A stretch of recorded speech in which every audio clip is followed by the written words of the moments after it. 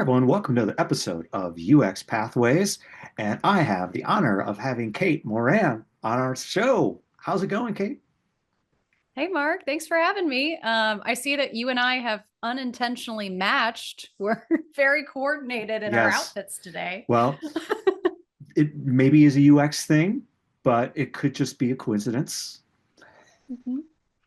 Well, I appreciate you jumping on the podcast. I know, been following your endeavors. There's many things that in this world of user experience, especially I saw your recent study you did on artificial intelligence, and there's just so much happening out there.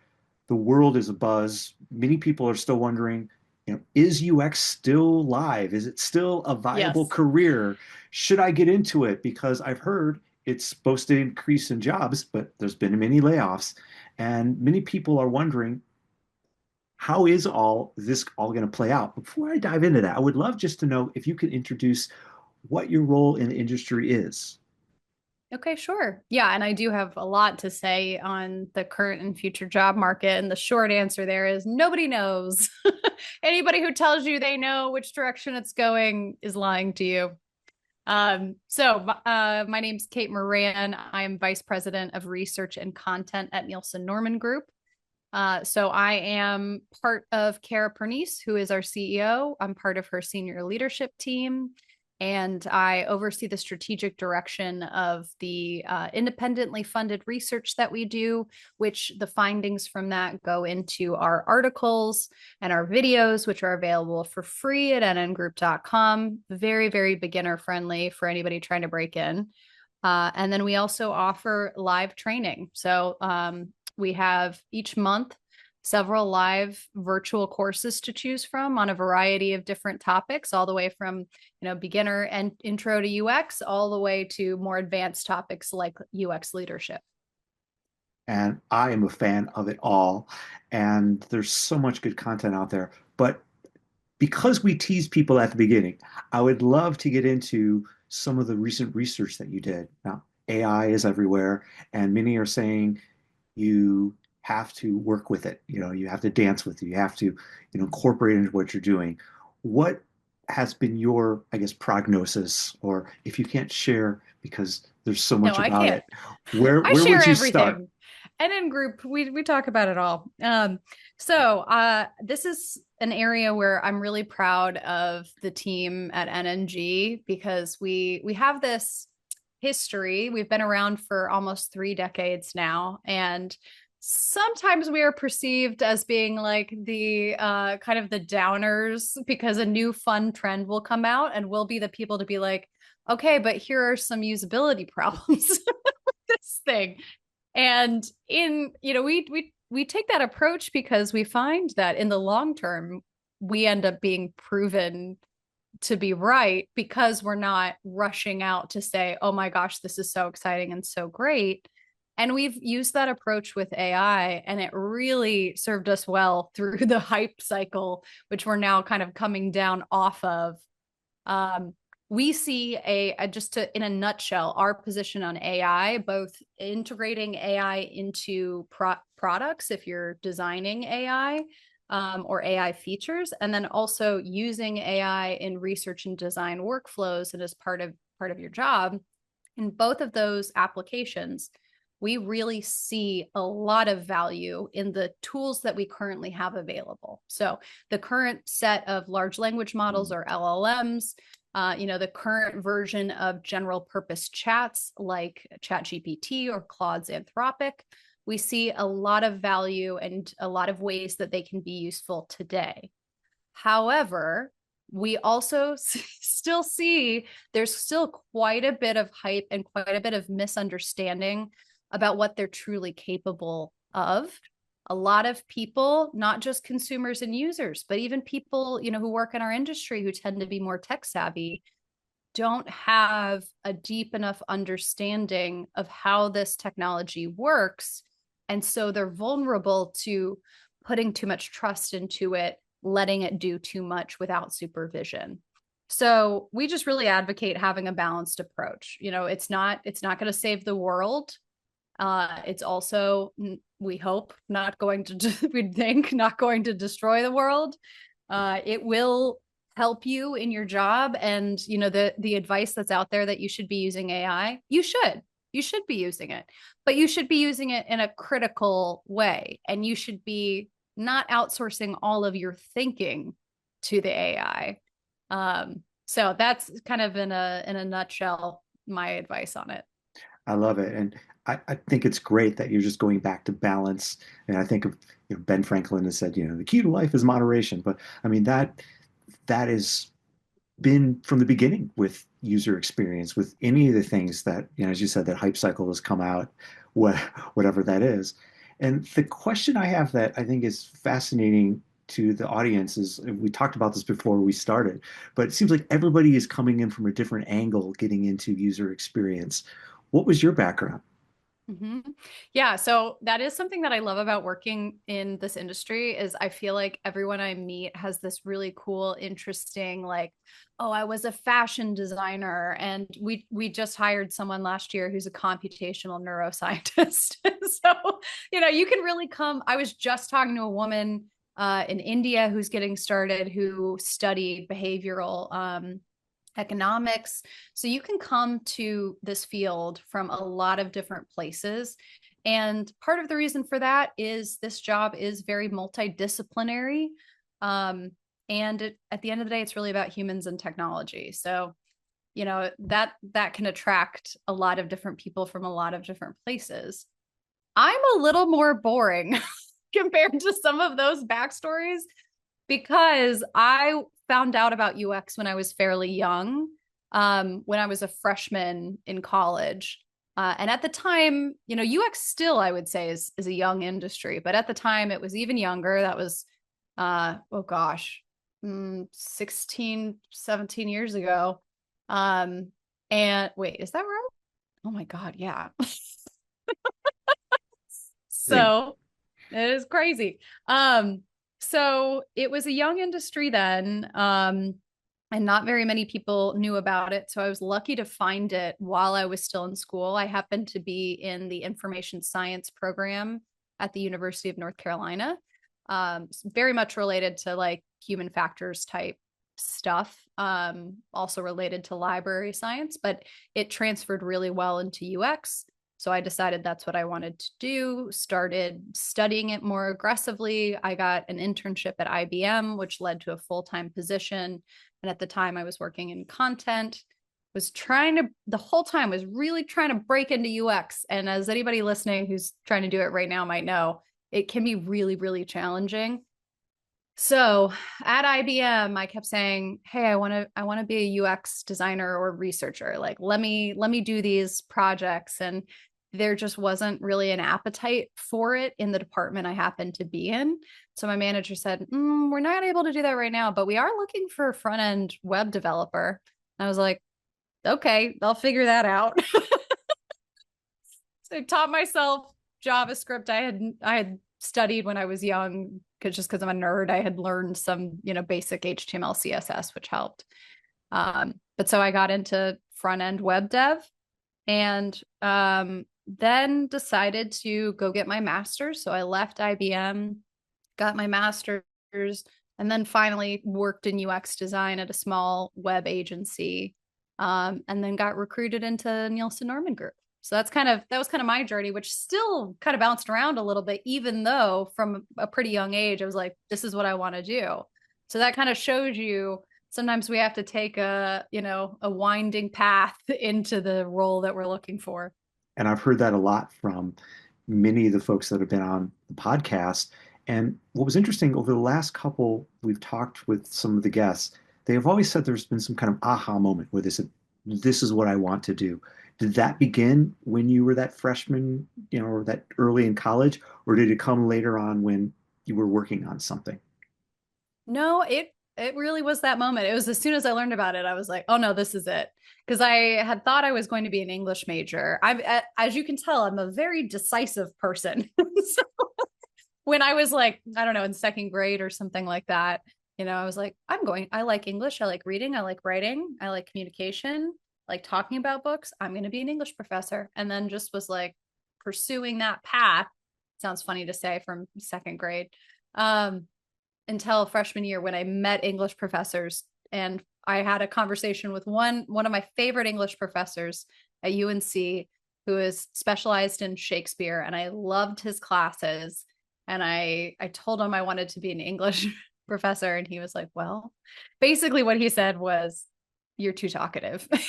He was like, you would have to spend a lot of time in like a small office like this one and like surrounded by books and just reading. And part of me really like loves that idea, but as you can tell, I'm very talkative. So, so I think he was He like, you're talked you too, out of it. he did. He was like, I'm sorry, you're too social. You're not gonna like this, which is a good thing, you know? A So I lot of it started looking is that. around, and it was the communication piece of UX that it really, really appealed to me because I already loved technology and playing with computers and playing with websites. And so it was just a good fit. A lot of this is just figuring out what you don't want to do, which I found is also seems to happen a lot. And one thing that while you're doing your web development, we've been trying to probe in this season around what individuals have done to encourage a positive user experience. Because we talk a lot about what's bad when we look at websites, but when you're working in the industry, what about that positive side? What are some of the things that you've done to encourage that positive user experience? I think actually like when I learned front end web dev, part of me was a little disappointed because I wanted obviously to be working in UX, but I kind of flipped that on its head and I looked at it as well. In a developer role, I will be working closer with the design team. I'll be able to, make an argument that I should be allowed to shadow or observe user research sessions. And eventually I was able to to argue, like, let me do a really quick and dirty user research study with no funding. They let me do it. Um, so I tried to see it as an opportunity, but even more than that, I realized it was a big opportunity to learn the medium that I was later going to design for. And I think I didn't realize this at the time, but now looking back, I do. I gained a lot more empathy with developers and development teams and a better understanding of the conflicts that can happen between the design and the dev sides. And part of that is the tendency that designers sometimes have to try to put other roles in a box and keep them out of the UX things. Like that's certainly what I experienced when I was a developer. So now when if I'm working on a project for a client, if I'm helping a client team, if I'm teaching a course and we're talking about communication issues, that's something that I tend to raise that like, well, we sometimes have this idea that like I am UX and I care about the users and I care about the experience and the people, but you're the business people and you care about the money and I don't. That's part of the reason we now are having a bit of a crisis in the UX industry is that like separation was created, and it wasn't just on us, of course, but anyway, like I think that was a big lesson for me to not try to put people in those boxes, to remember that you have a stereotype sometimes that like, oh, developers can't write, and I'm like, well, like, I could like you never want to assume what somebody's skills or limitations might be, what they care about or what they don't, just based on their roles. So that's interesting. It's because it's challenging to build a positive user experience. I've heard that from many, but a lot of that seems to be dictated, if I understand correctly, from the actual specifics of the process that you're working in and not Mm-hmm. making assumptions and then making sure that you're asking the right questions as you're working together and collaborating with others on your team. Yep. I think that is definitely a major obstacle for a lot of teams. I think also part of the problem, as I kind of alluded to mentioning, the business, we do have, I think you said this earlier, we do have this like feeling, I think what attracts a lot of people to UX is like, I care about people. I want to make their experiences better. Even if I can only do it in a marginal way. If I can just make somebody's workday a little less frustrating, like that, I appreciate that. I enjoy that. That makes me happy. That's awesome. That is the spirit that like drives a lot of UX people. Where we run into conflict and anxiety and sometimes burn out is we're not also remembering we are employed by someone. As much as we would like to believe that we're in this altruistic role, and in some ways we are, we're still part of a capitalist system. And even if we work for a nonprofit, for example, we still need to be serving the goals of the business, or our rules will be cut. So I think when UX functions are operating at peak efficiency and effectiveness, we're sitting as like a negotiator between the business on one side and the end user on the other, and we're trying to reconcile. Sometimes they have opposing needs. How do we design really creative solutions, designs, systems, services that can try to make these opposing groups optimally happy? Yeah, and that is a challenge. And I started getting a little bit in there. One of the things that everyone is always asking is, okay, so I want to get into this space.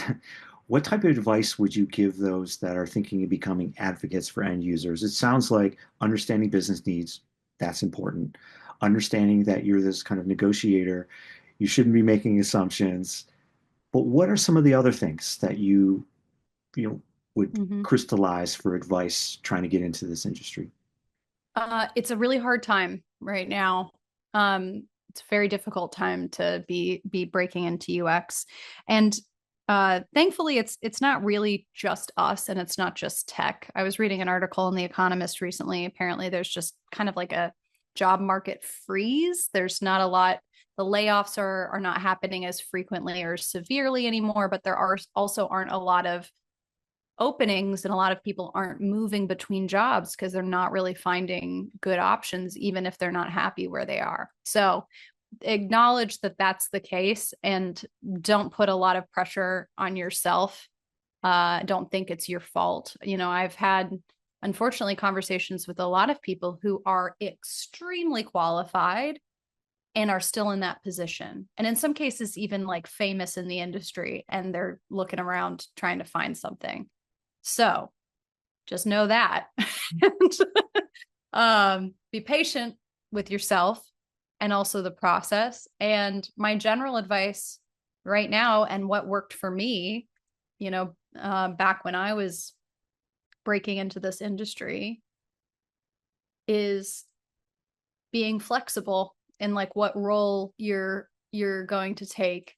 And even if it's not your ideal role, even if it isn't what you want to be doing, if it gets your foot in the door, if it gets you experience on a product team or around a product team, if it can help you build up your portfolio in some way, if it can help you make connections to either move within that organization or to a different organization, it might be worth doing. And at the very least, doing just to pay your bills. We have a lot of people in this industry who are very passionate, and that's what makes a great UX professional, or any of these adjacent like design research type roles. But I think sometimes we put a lot of pressure on ourselves, again, because we want to help people, because we're passionate, because we're curious. We put a lot of pressure on ourselves to be doing that and to feel really fulfilled and happy. It's great when that works out. But I think we're in a time period right now where we all do also need to be realistic and make sure that we're taking care of ourselves and our families as we need to. Yeah, great advice. I mean, there's so much to unpack on there Yeah. that I can pull out, but It's a little heavy. the one I got was flexible, which you talked about your career and then make sure you build from that. And the reality is, like you said, this is the space right now. There's a lot of things that are in play and moving. If people wanted to know more about what you're doing, where should they go? I will tell you, we have a lot of articles and videos, as I mentioned. We have over 3,000 articles available for free. They are really great free resources for people who are trying to break into the field, trying to, self-educate. As I mentioned, we also have the training courses as well. But if you want to keep up with our latest research and publications, you can follow us on LinkedIn. Nielsen Norman Group is our full name, or you can visit nngroup.com. We also have a newsletter. So we have fresh insights and ideas and case studies and things that come out each week. So I would really recommend signing up for that. I'm definitely a fan of the newsletter. It's so much information. There are times that I have to carve out time to make sure that I read it every week because you can spend a long time once you click into it. Yes. But you know what we do? We know because we are the people who've done the myself and actually Kara Pernice, our CEO, are the ones who did the eye tracking research on how people read and published a lot of data on that. So we know that you're not reading the article all the time, and that's okay. We've designed it specifically so you can scan it. I've noticed that. Of course, why wouldn't you UX? It totally Of makes sense. course. We I eat would our own dog food. wouldn't expect any less. Well, thank you so much for being on the podcast and sharing your advice. Really appreciate it. Thanks, Mark. Thank you, Kate.